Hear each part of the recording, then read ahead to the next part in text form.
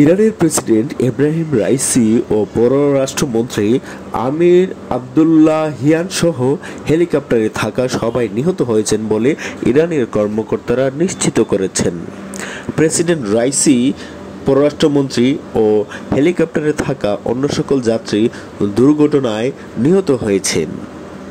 ইরানের একজন জ্যেষ্ঠ কর্মকর্তা রয়টার্স বার্তা সংস্থাকে বলেছেন, তবে স্পর্শকাতর বিষয় হওয়ায় তিনি নাম প্রকাশ করতে চাননি।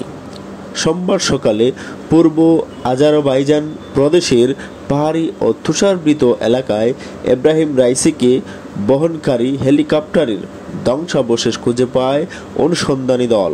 দেশটির রাষ্ট্রীয় টেলিভিশনে জানানো হয়, সেখানে প্রাণের কোনো চিহ্ন নেই। পুরো হেলিকপ্টারটি ভস্মীভূত হয়ে গেছে।